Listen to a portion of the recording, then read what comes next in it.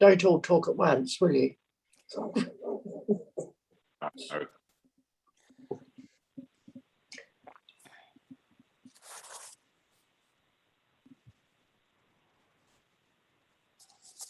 just going to enjoy my coffee.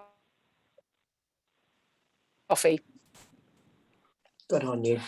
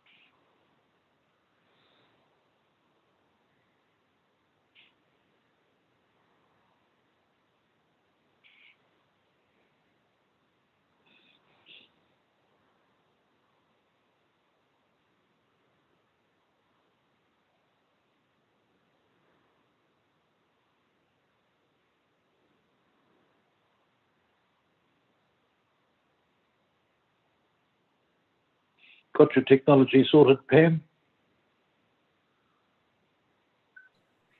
Thank you, Ross. I have. Good. Hello, Lee.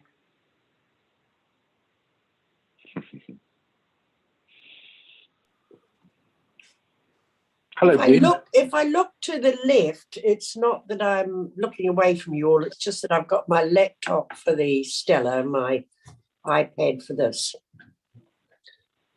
It's all right. I'm going to be juggling through 5 or 6 different screens on my little tablet here, so please excuse any delays. It's okay. Hello, Russell. Hi, Russell.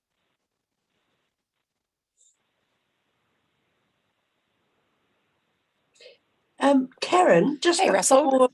Just before we start, can I have a brief word with you either on the phone or afterwards, just relating to an email I've got? I just wanted to check with you.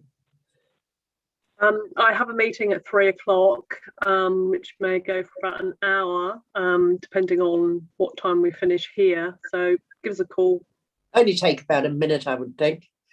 Okay. Thank you. Hello, Harry. Hi, Ross. Hey, Ross, I'll probably have to leave at 2:30 as well. I've got a few things I need to clear out, as you can imagine. I just want to see how things go. I can imagine. No problems, Harry. Thank you.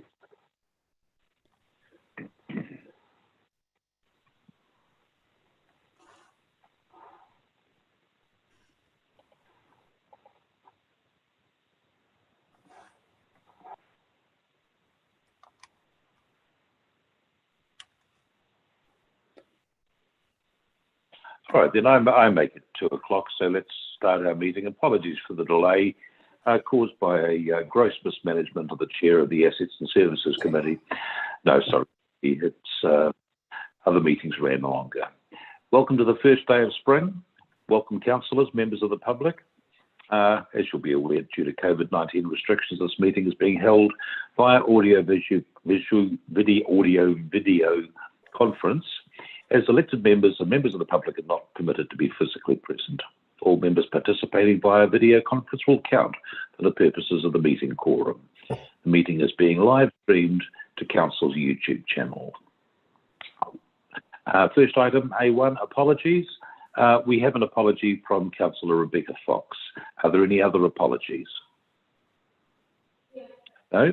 Moving on, A2, conflicts of interest. Are there any conflicts of interest to declare? Sorry, excuse me, Mr. Chair. We just need to move to accept the apology, please. My apologies. Thank you, Madam Secretary. A mover, Alistair, and seconded Lee to accept the apologies. All those in favour? Aye. Thank you. That's carried. We have no public forum participants. Is that correct, Suzanne? That's correct, Mr. Therefore, Chair.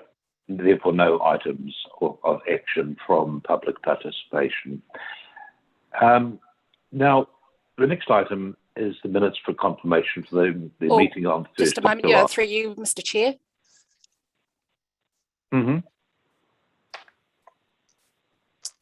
I have a potential conflict of interest as I work for Terahana Estates. So when it comes to the bylaw of the alcohol, I'd like to put that potential conflict up front. Well done. Thank you, Councillor West. And that will be duly noted in the minutes. Now, we do have the minutes from the meeting of the 1st of July 2021. Are there any corrections needed?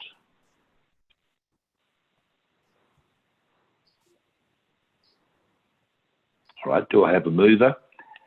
That the minutes of the Planning and Regulatory Committee, hello, yes, that would be Brenda. And a seconder? Sorry, I'm juggling screens here. And a seconder, Councillor Plummer. All those in favour? Raise your hand. Gesticulate, waggle your ears.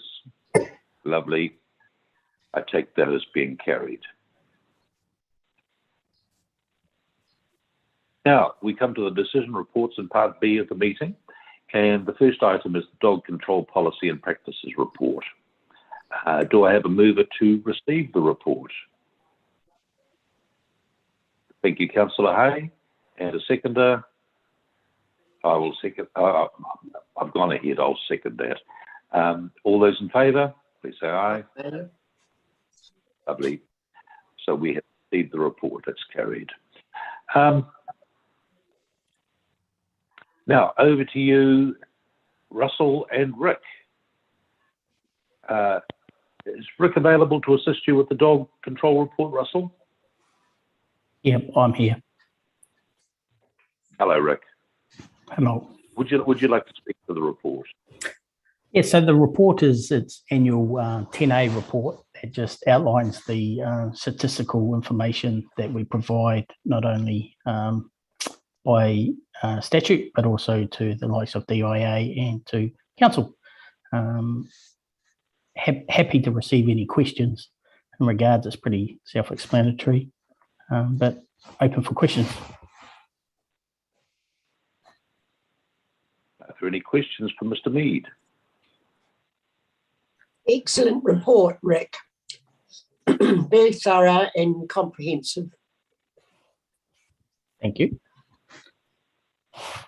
There are a couple of things that you may note. One is in regards to the welfare. We've seen an increase this year. We took in some calls in regards to dogs that had been left at properties either on a long line or being left howling. So the community had advised us. So that's why we've got 4 this year, which is an increase from last year. The other thing is that we've been more proactive in terms of the wandering dogs that we've seen within our townships, and therefore we have been out patrolling a lot more. We've been able to do this with the increase of resource, having another officer, but you also note that our impounds have decreased, and part of that is previously been outlined in regards to how we're doing it. So we're actually being more proactive in going and returning the dogs if they're being available, especially if they're microchipped. It means that we can easily contact the owners, but also part of that follow-up is to inspect their properties.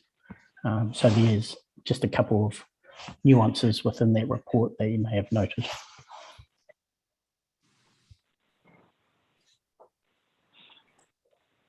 Okay, Councillor West. Through you, Mr. Chair. Hey, Rick. With regards to dogs being cooped up in their property, are there guidelines as to how they should be managed in a home? That was my question.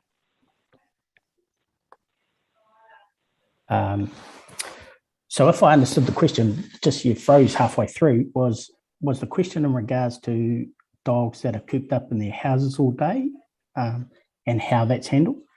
I suppose to answer that would be, there'd be two agencies involved, one us and us contacting SPCA as well.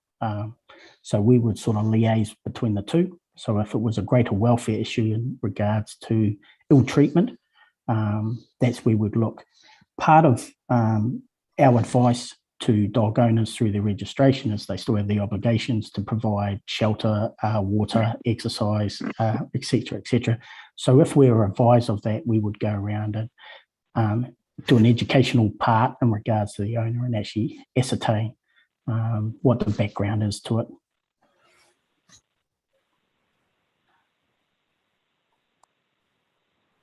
Lovely, thank you. Are there any other questions for Rick? Hey, Pam. Through you, Mr. Chair. Looking at the number 5, the complaints commentary, and the number that sticks out for me there is the wandering, fouling, uncontrolled dogs. That seems to have done a leap from last year, and it's around the same of the year before. Is there something that's happened between last year and this year that has made that difference on picking that up, or is there just more dogs around that just didn't understand why it was up, down, up? Yeah, we put that down to COVID. So we had a big stretch of COVID last year, and therefore I think lockdown was 4 weeks, and then level 3 as well. So we saw quite a change in behaviours, and that more people were home, and they were using our fresh air and our facilities to exercise their dogs. And the other thing is, this year we've been very proactive in terms of patrolling. We get quite a few, or we get complaints in regards to wandering dogs. We find this quite hard because by the time we get to them, we're 20 minutes down and the dog's wandered off. So we've been quite proactive in terms of patrolling each township just to see what they are. And what helps us is that when owners either have their tags and collars on or microchip, because then we can return them to the owners, because usually the dogs are within a couple of streets of their home. But to specifically answer your question, I would put that down to the COVID-19 lockdown, and level 3s were at a longer period than this year that we see.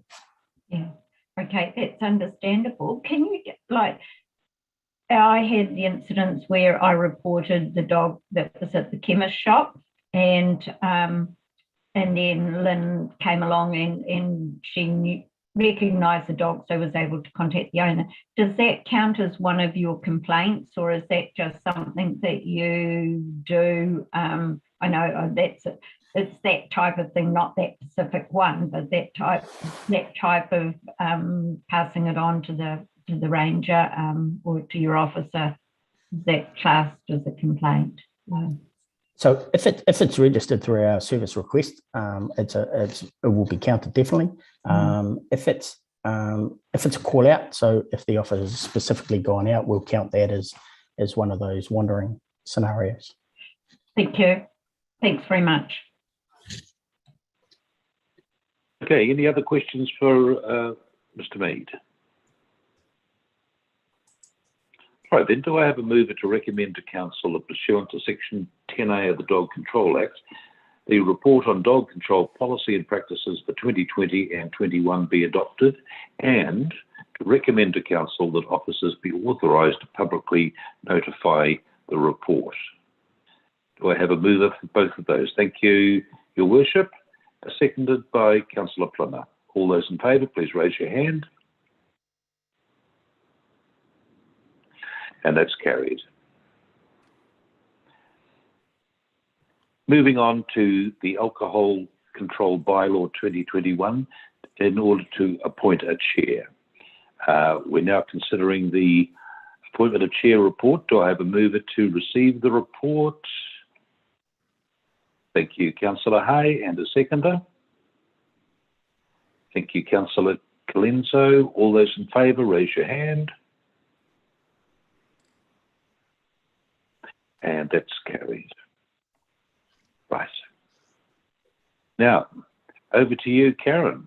Are you able to brief us on the report itself? Yes, thank you, Councillor Vickery. Quite simply, it's a matter of whether the committee wants to make a recommendation on who the councillor is that will sit in the chair on the hearings and deliberation for the alcohol bylaw review. You'll recall that council noted that and accepted the recommendation that the person should have the Making Good Decisions certificate.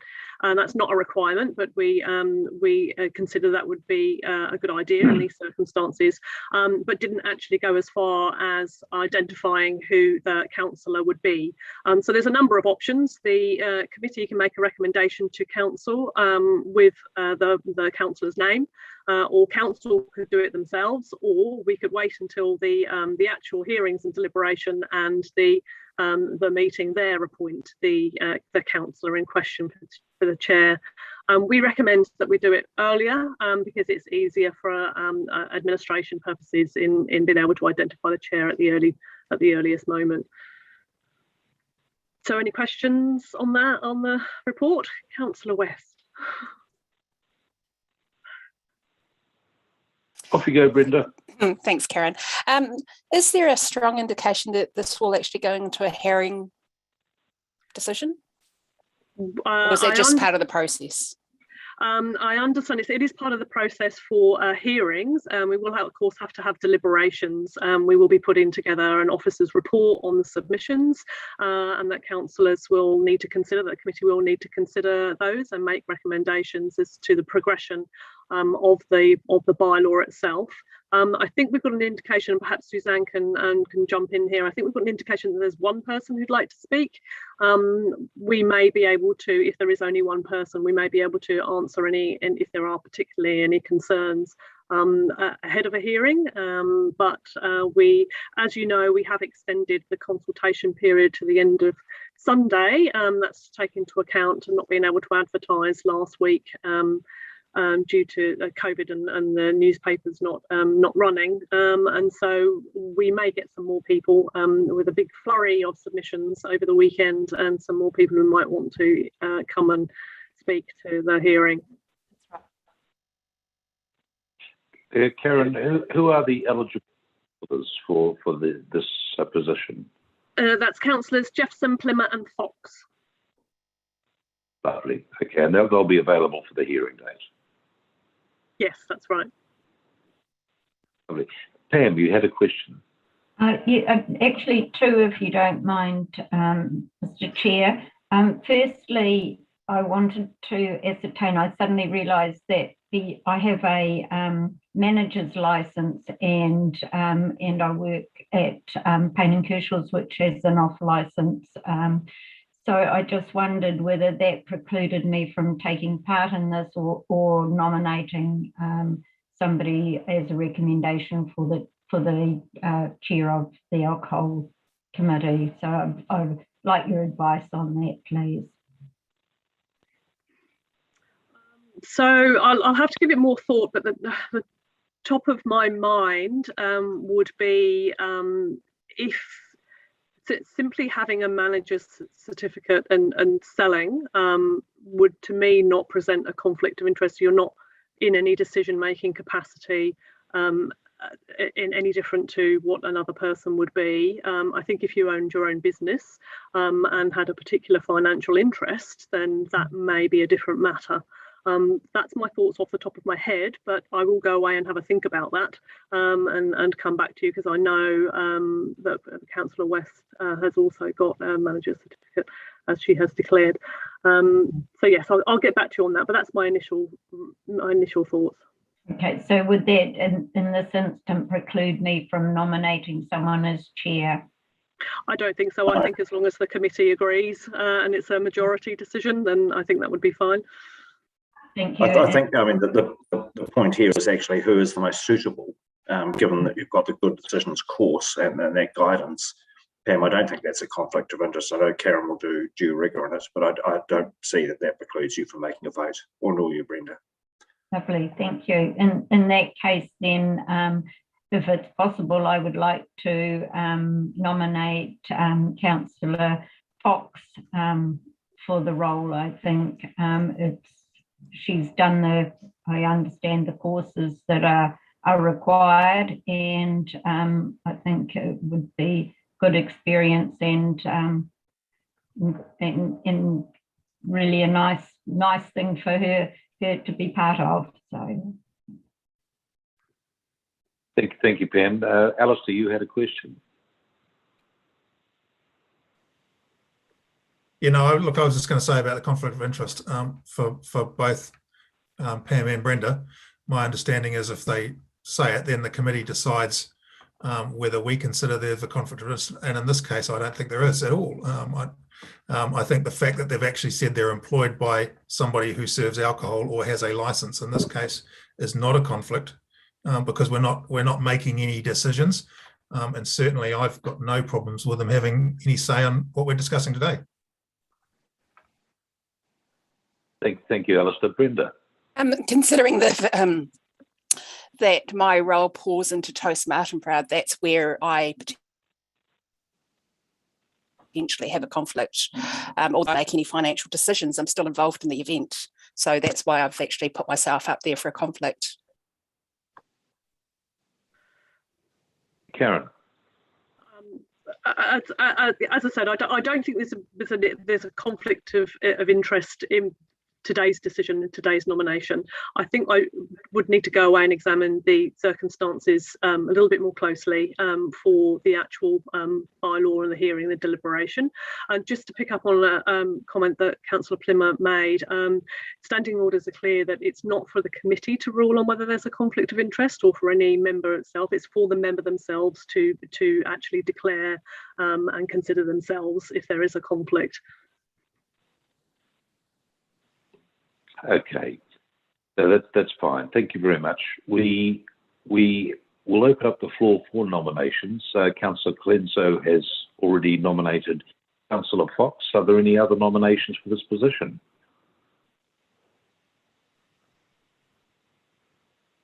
Through you, Mr. Chair, do we know whether Rebecca has the time or is interested, or have you cleared that with her first, Pam? Lee, you're nodding. You seem to have the inside track on this one. Yes, I certainly. That's good. Go. I have asked her, and she would like to have she would make the time, and she would like the experience of doing the role. Cool. Alistair, hey, you're there. I think Jeppy's probably pretty busy on the farm, but yourself, are you okay with that?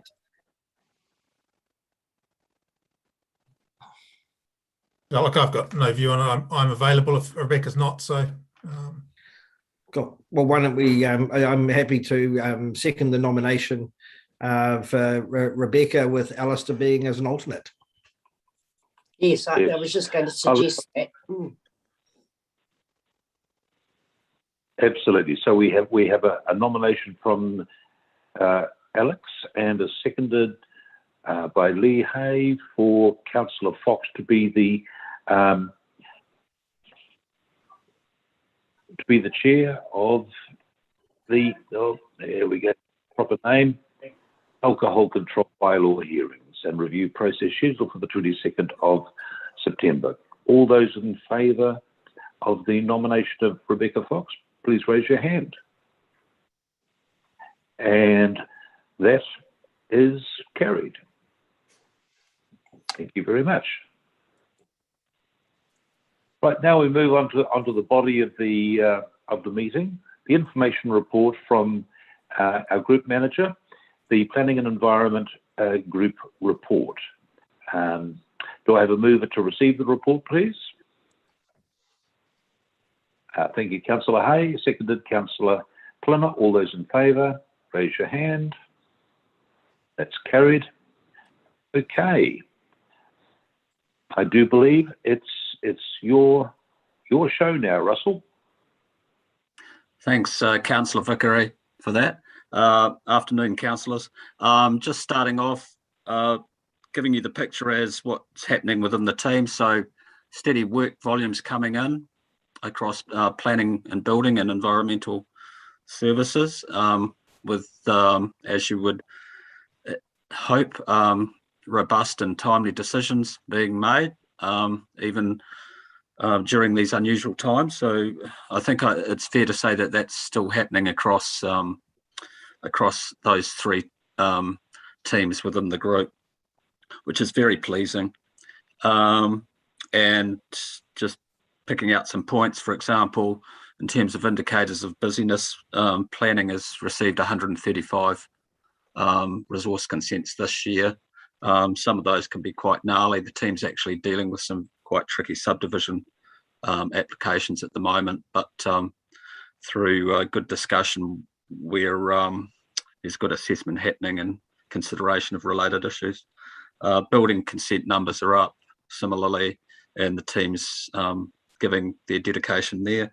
And environmental services, a couple of examples, with the good result in 95% of dogs registered for our district, which is good. And Rick and the guys doing some focused work on examining grease traps in terms of trade waste matters, and the alcohol bylaw work has involved some good workshops and interface with the community. So there's some signals of the nature of the work and some indicators. Just moving on to some of the topics. I've kept in there just as a reminder that for awareness of the proposed legislative change in the RMA, just reminding that there's the Natural and Built Environment Act, the Strategic Planning Act. The Natural and Built Environment Act will be substantially the guts of the RMA, and it's been out for submissions. Just as a signal forward, both the Natural and Built Environment Act, the final bill, and the Strategic Planning Act it's anticipated that they will go before Parliament in early 2022. So that's the intent there from the government.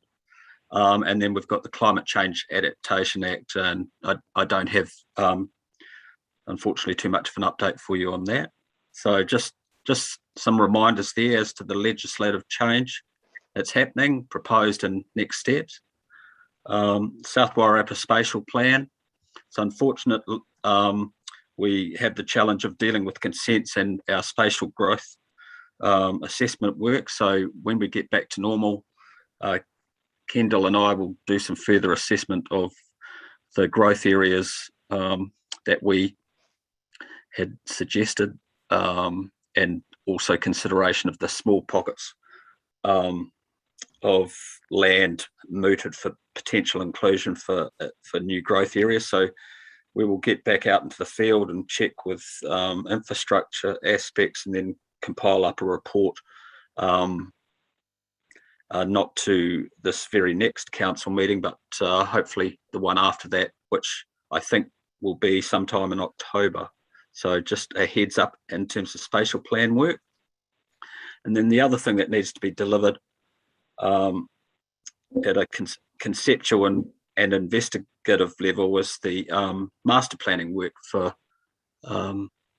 Featherston's future master plan, and that will require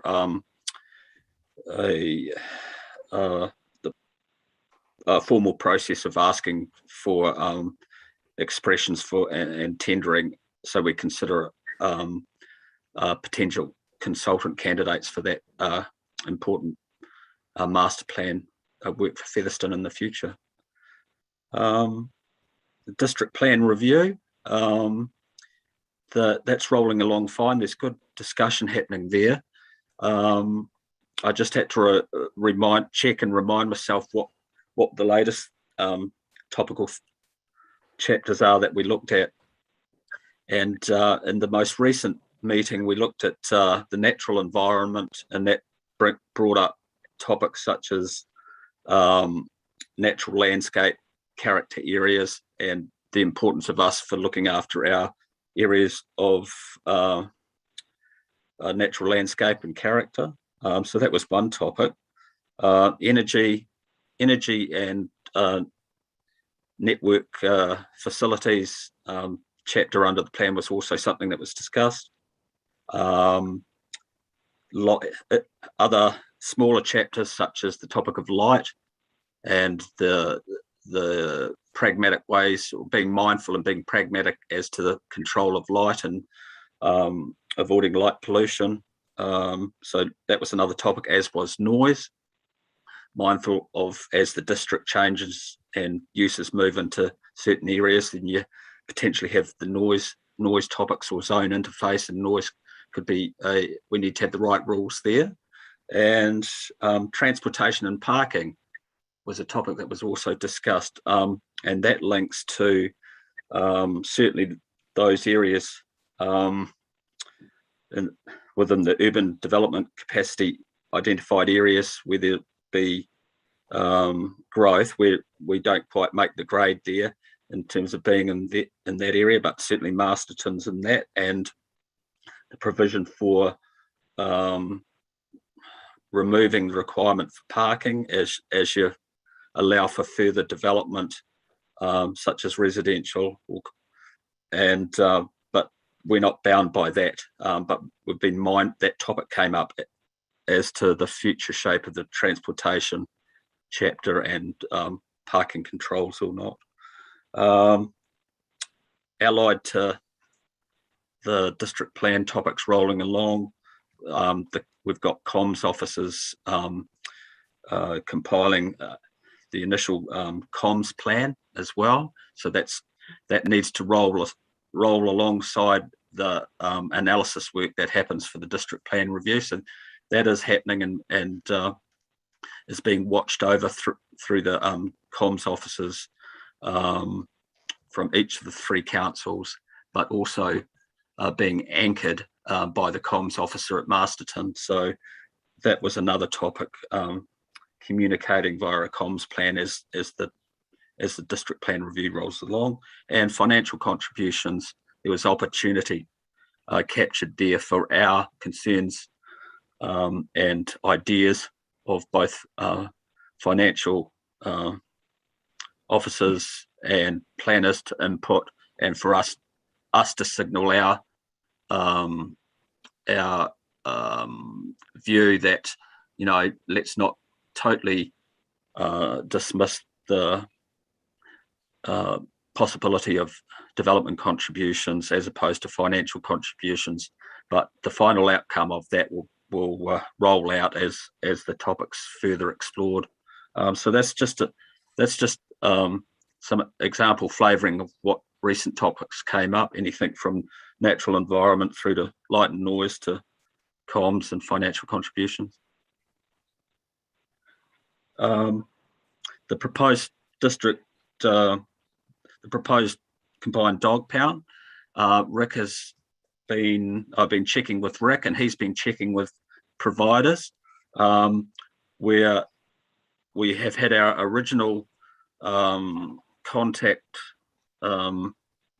firm.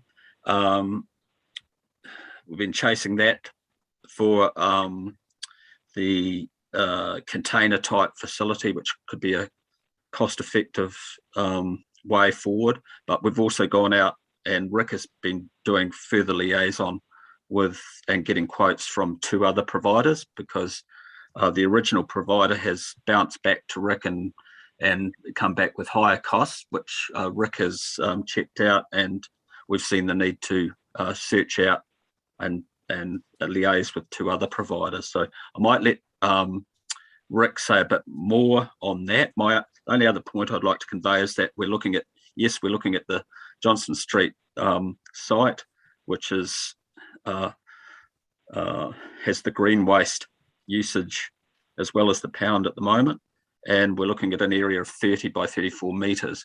But Rick, you might want to add some more as to the nature of your dealings and trying to get some information during these times in terms of metal supply, etc. Yeah, thanks, Russell. It's interesting times in that I've got Andrew McEwen helping me on this one, who's an animal control officer, to make sure that I'm not missing something in terms of the regs or the Welfare Act. We've secured quotes for probably 95% of what we need to push this forward. So we've got the compound, fencing, lighting, CCTV, etc., etc. We've got quotes for that. So as Russell pointed out, our original supplier for the container module system, we've been bouncing back and forth at least 2 or 3 times. And through those discussions, the price point seems to continue up.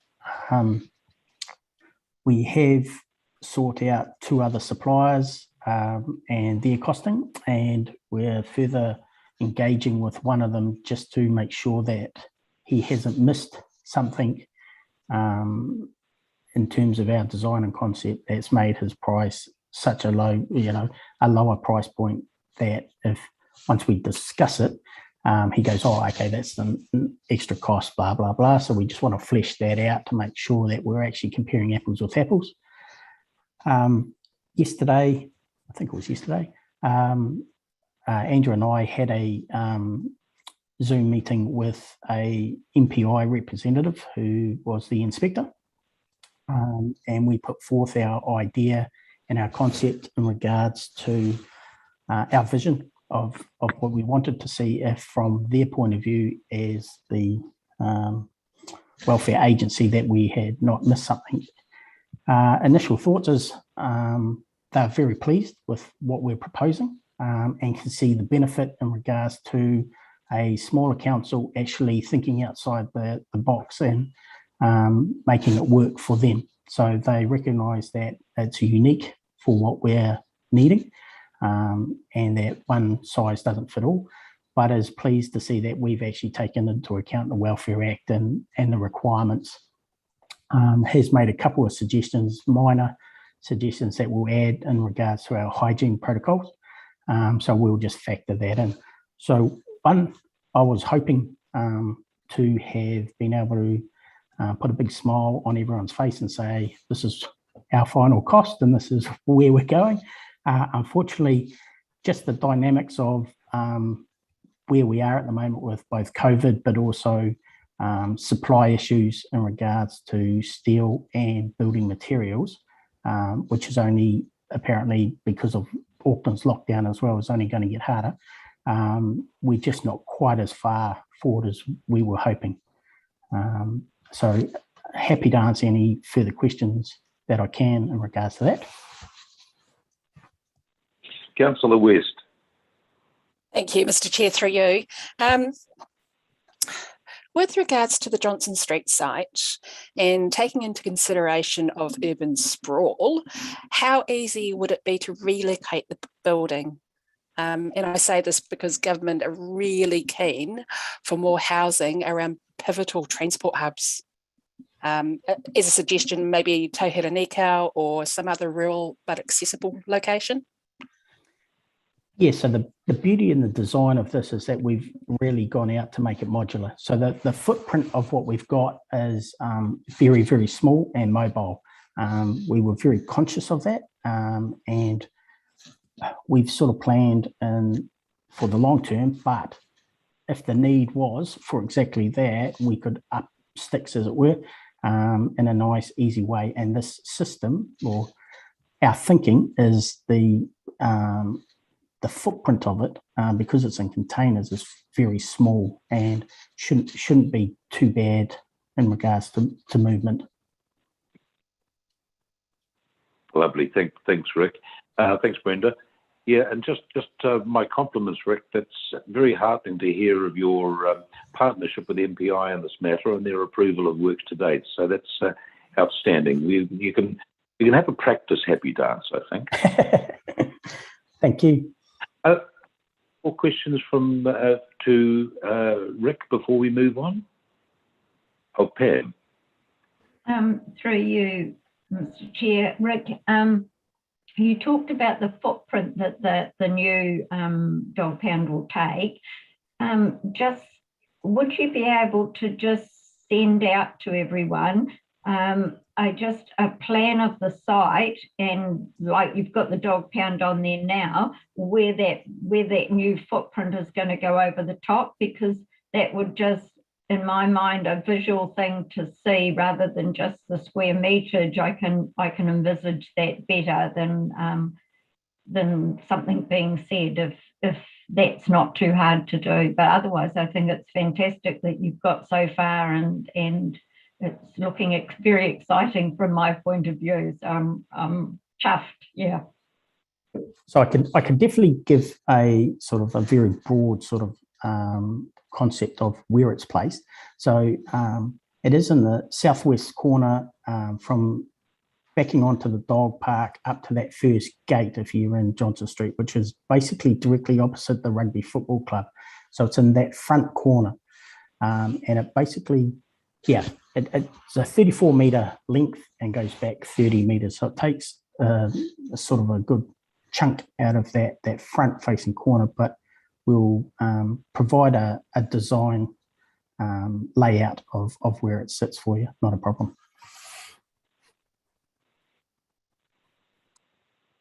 Okay, that's great. Thank you, Rick. Russell, is there anything else in the rest of your report that you want to draw our attention to? Otherwise, I'll pass the floor over to members for questions. There was one topic which is often topical, and it was last time, but I didn't include it, unfortunately. But I will give a verbal update, and that's the matter of the resource consent currently with us for Underhill Road, aggregate storage and potential crushing. I know people perceive of it as being the quarry, but in terms of our handling of it under the plan, it's aggregate storage and potential crushing. Recent check-in with Kendall, our planner, is that the applicant has been asked to produce a good acoustic report. They're still compiling that and yet to submit it for us.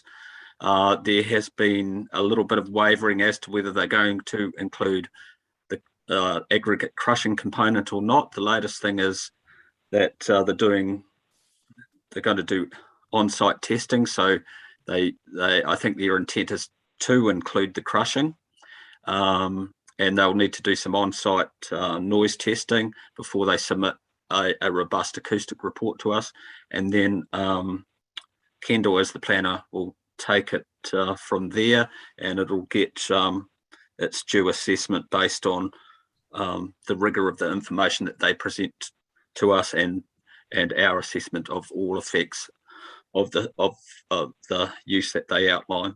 Yeah, so that's the latest. Yeah, thank you, Russell. All right, then, are there any questions from any members to Mr. O'Leary for any matter in this report? Councillor Hay. Hi, Russell. Thanks for that report. Look, I've just got a quick question regarding the district plan review. Have you by any chance tackled the height restrictions as part of the district plan, or does that fall under the heritage section, or where does that sit? Thank you for that question, Councillor Hay. It certainly sits under the district plan, and I think you might be referring to the 15-metre height limit within the commercial zone. So you've we've got example of Greytown with a large heritage area and heritage issues within a commercial zone, and I've signalled that to the to BOFA and at the meetings of is the 15-metre still viable and the best height limit, given you will continue to juggle heritage management along with future commercial growth. So that's been signalled in, and so it's been put in the pot as a topic, whether that a new reduced height level should be introduced or whether it stays the same. So yeah, that was factored in early. Thank you. Great, thank you very much. And I just had, sorry, Russell, one other question regarding parking. So under the high urban density rules for the cities, is it, there's a regulation that states you don't need to have the number of car parks. So did I hear correctly that Masterton would fall under that, but we, South Wairarapa wouldn't in terms of parking requirements? That's correct. Is that's correct? Yeah, that what you've said is correct. Where its population is over, I think 11,000. Don't quote me on it though. But they fall within, I think, tier 3 in terms of urban development capacity, expectations, and provisioning for new housing and commercial development. So Masterton have that have to factor that in terms of their considerations for portions of land for rural or commercial. We are not bound by it.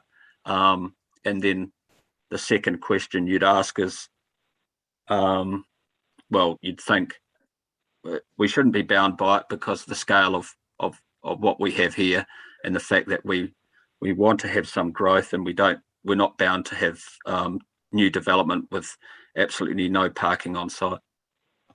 Can I just expand on that a little bit for you, Lee? There was a lot of talk around the table about this particular topic. Masterton is very much against the urban growth rules, being a rural environment and very poor public transport. So it was a rule that was written for places that have very good public transport and means for people to get around. We don't have that in the Wairarapa, so Masterton is stuck with it. It was very clear around the table that councillors and elected people would not want to see anything like that expand across other towns or regions within the Wairarapa, because there just is no other alternative apart from car parking. All right. Now, Brenda, you had a question. I think, Pam, you had your hand up earlier, though. Or were you swatting flies?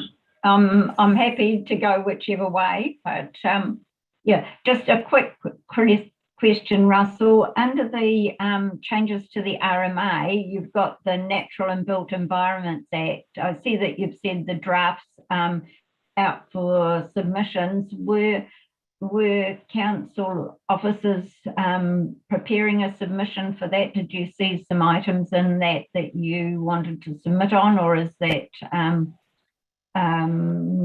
not what we're going to do?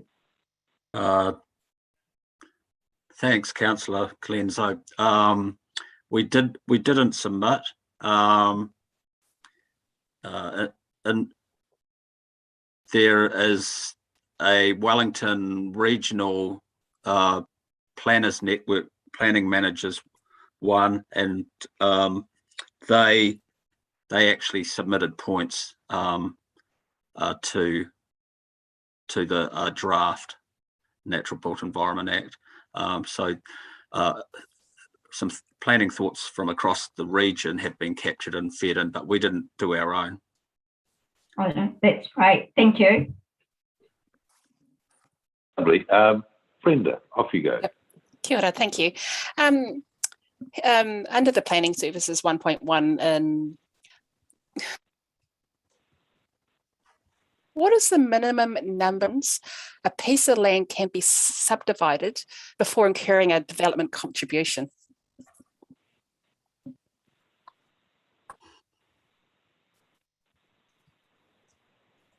So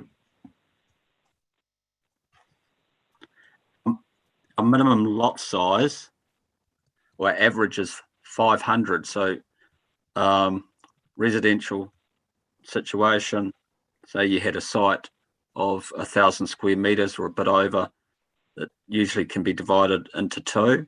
Minimum lot size 400 square metres, but to have an average of 500 square metres, so you could have a existing site broken up to 600 and a 400 as a very simple indication to you in the residential setting.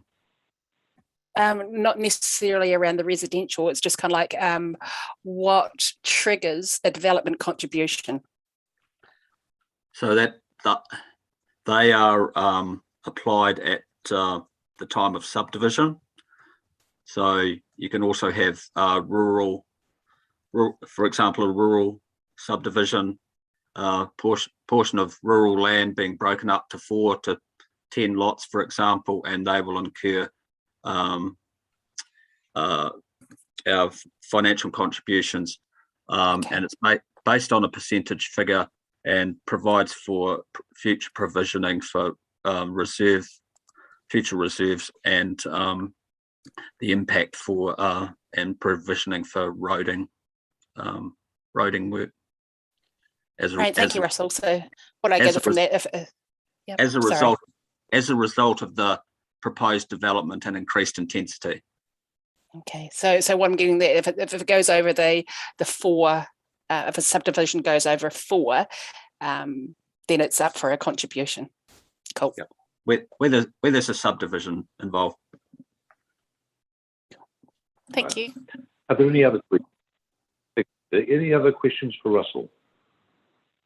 All right. Well, thank you very much, Russell. Very nice to have your input again, and our compliments to your team. How are they coping with the lockdown?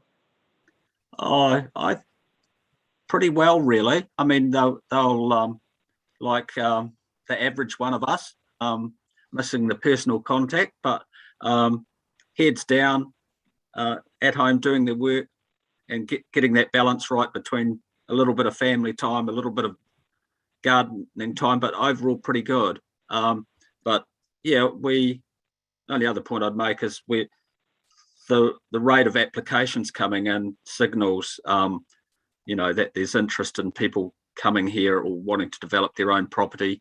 Yeah. Yeah. No, that's wonderful. Well, once again, thank you, Russell, and we shall move on now to the next item on the agenda, which is the Excuse me, Mr. Chair. Before you move on, sorry to interrupt you. Do you mind if we go back, because when the Mayor proposed me to be the second chair for the hearings committee, it sort of it triggered something in my mind, and I'd really like to get Karen's view on this, of whether I should be involved in any hearings on the alcohol because of my position as a judicial justice. Well, my personal view on that, Alistair, is to appoint an ex-army major as the head of the alcohol hearings committee is like leaving the mice for the cheese. Thank you, Ross. Yeah, I suppose that my concern is that being involved in passing a bylaw and then sitting in court having to perhaps adjudicate on somebody who comes to court facing that very law. Yep. Well pointed out, Karen. This may be something you may have an answer off the top of your head. I certainly don't. No, I mean, because we're getting to the fundamentals of the separation between the executive and the judiciary here, aren't we? So I did question maybe your position on the whole of the committee may be at question, Alistair. I don't know. Yeah. I'll have to I really will have to give that further thought, and I'll come back to you when I come back to the other councillors as well. If it is a problem, I'm very happy to stand down for the period of those hearings and that committee. That doesn't worry me. I think perhaps in the interests of that separation, it might be the way to go. You got any thoughts, Alex? Just the fact that it's confirmed that you are indeed questionable, Alistair. No, I'd rather Karen made a call on that one. It's neither here nor there, I think, and it's no issue to err on the side of caution. Yeah. But well done for raising that point, Alistair. Thank you. And yes, Karen, thinking cap time. Thank you. All right. There's nothing. Thank you. There's nothing else. We'll move on to items report, which is C2 on the agenda.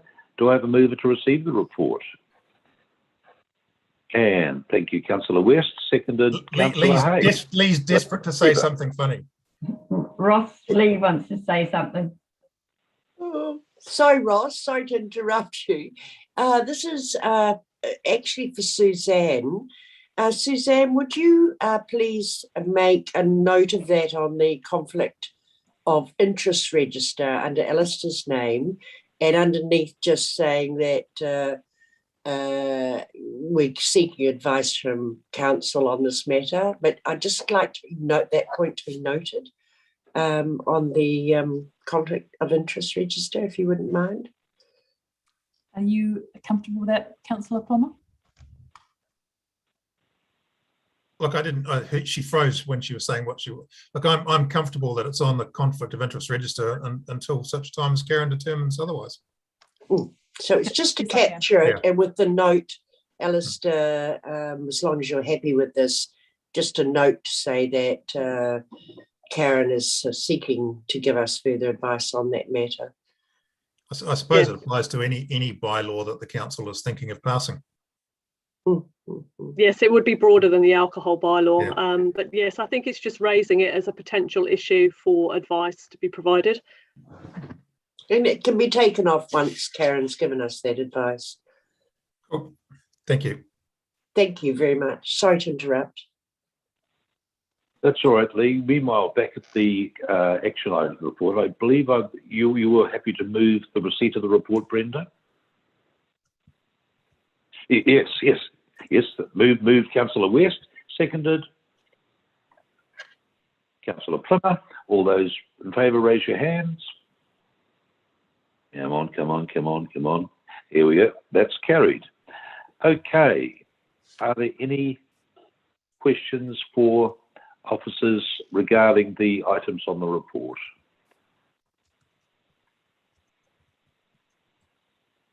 If there are not, All two of them. right. Brenda, you have a question.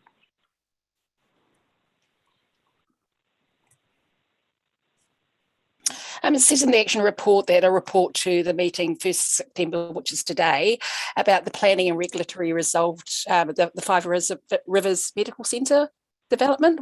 Where's that report? Didn't that go to A&S? Yeah, that was A&S. Okay. Services dealt with that this morning. Oh, awesome. Excellent. Yep. Awesome. Thank you. Well, thank you. Any other questions for Russell? All right, then, we shall move on to the last item on the agenda, which is the climate change report. Once again, do I have a mover and a seconder to receive that report?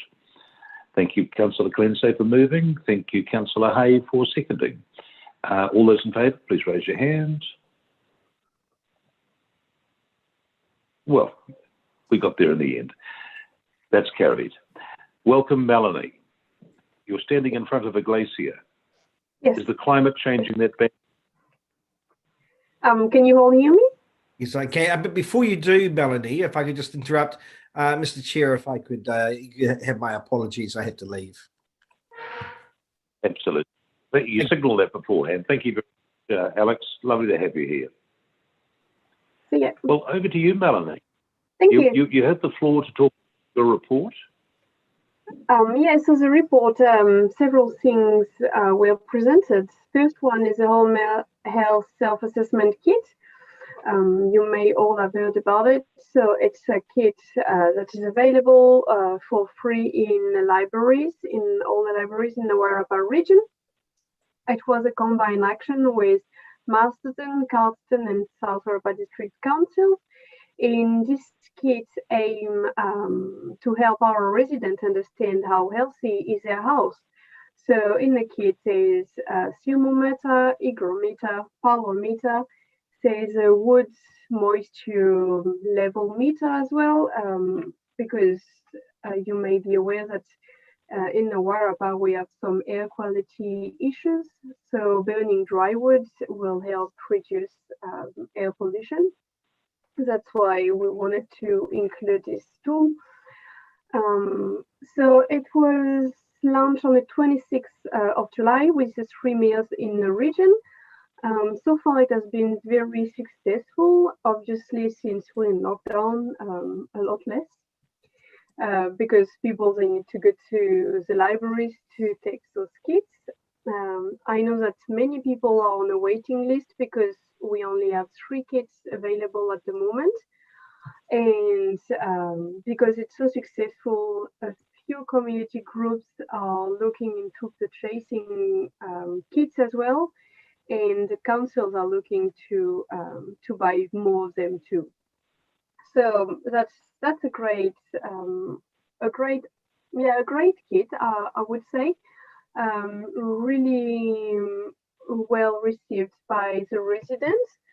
So it's really good, and we will need after lockdown to do another promotion about the kit to make sure that no one forgets about it. Obviously, people will use them mainly in winter when you can really see if your house is too cold or damp.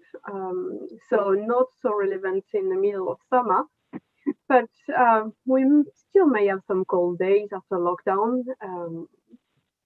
So yeah, really good. And this idea was taken from Auckland because they have the same kind of kits, many more, and same. It's very successful in Auckland.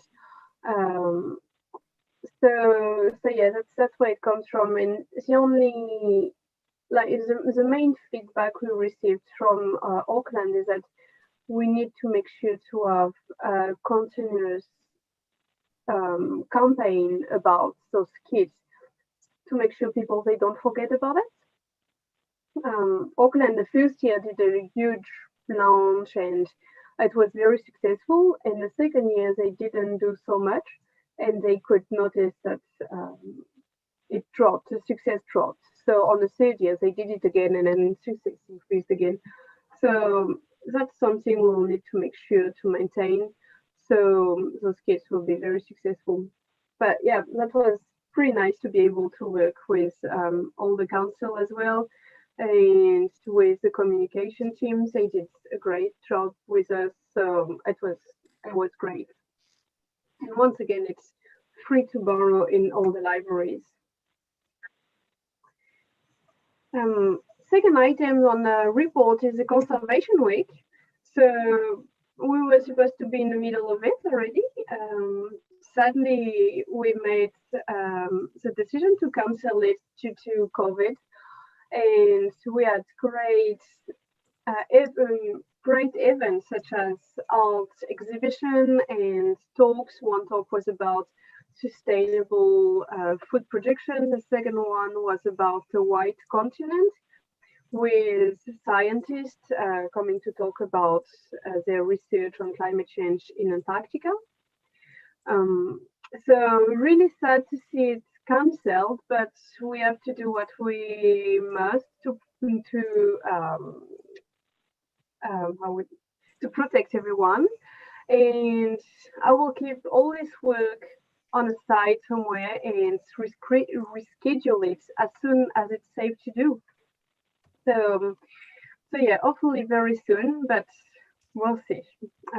So yeah, it was a work we've done with 9 organizations. So once again, we really tried to work together to share resources and work more efficiently. So 9 organizations were obviously the 3 council in the region: Greater Wellington, Wairarapa High School,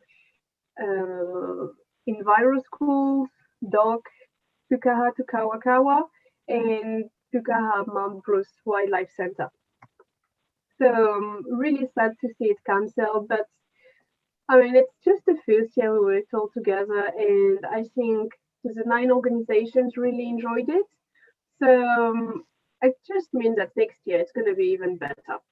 So we try to keep the smile on and not to waste all this work. Another item was the combined district plan review. So in the last few weeks, it's very new. I've been invited to the meetings to make sure that climate change will be one of the focus of the review, and to make sure that we are planning for the future by considering climate change. And by doing so, it means that we can mitigate climate change. So it means that by having a great district plan, we can reduce our greenhouse gas emissions, especially reduce transport, for example. And we can also adapt to climate change, meaning we can identify places at risk.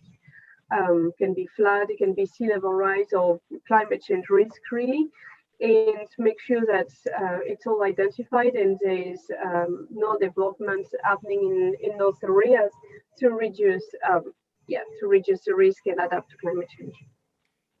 So once again, it's very beginning of the work, and I'm glad to be part of it. Work with Russell, and we'll make sure that climate change is really well embedded in district plan. Sorry, I will just close my door because there's a neighbor doing lawn mowing. Sorry for that.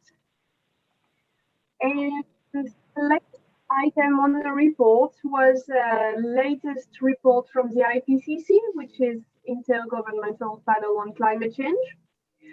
To be honest, when I looked at this report, even though it was expected, it really dragged me down a lot, because it's very sad. The findings of this report are terrible.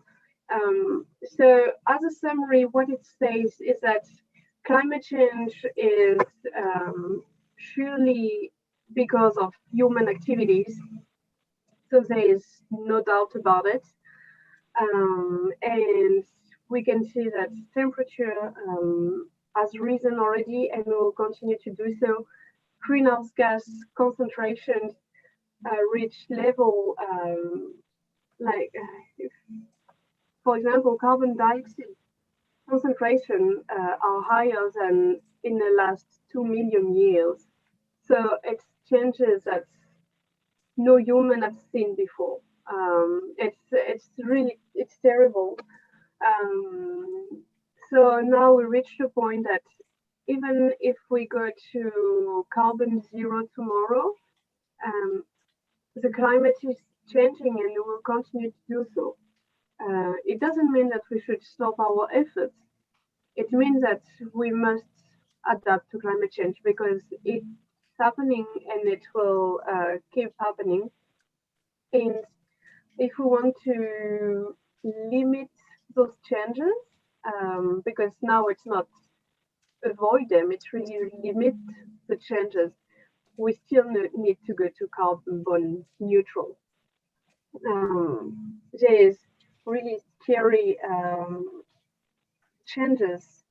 If we go to just another example, if we look at the sea level rise, by 2150, we may reach almost 2 meters of sea level rise if we keep emitting the same amount of carbon. 2 meters. It's really scary. So yeah, it's a scary report. But it's not. There's still hope. We still need to act very quickly now, and we can limit the changes. If I take again the same example of sea level rise at the same horizon, 2150, if we go right now on a very low scenario, we may only reach less than a meter of sea level rise. So there's still hope, and we need to act quickly. So really, I invite you all to read the report. They are very interesting. I think on the agenda there's a link. Let me check. Yes, there is a link to the report if you want to have a better look at it. Because what I wrote on the agenda is only a summary I've done for you. So yeah, that's for the climate change. Thank you, Melanie. Now, the IPCC report is pretty daunting reading, isn't it? There's a lot of science there, and even though there are voices of dissent in the community, I think the point that we must remember is that there are observed trends, and we are seeing wild fluctuations in our weather patterns, hotspots, storm surges, unprecedented rainfalls. We just have to look at West Auckland in the last few days. And in this committee, we are helping to influence some of the policy settings that will determine what can and can't be done in our community. And it's important to have this input from you, and for you also to run a ruler over what we are tolerating and what can be economically and sustainably managed. Okay, enough preaching. Are there any questions for Melanie or comments you wish to make following that very, very helpful report?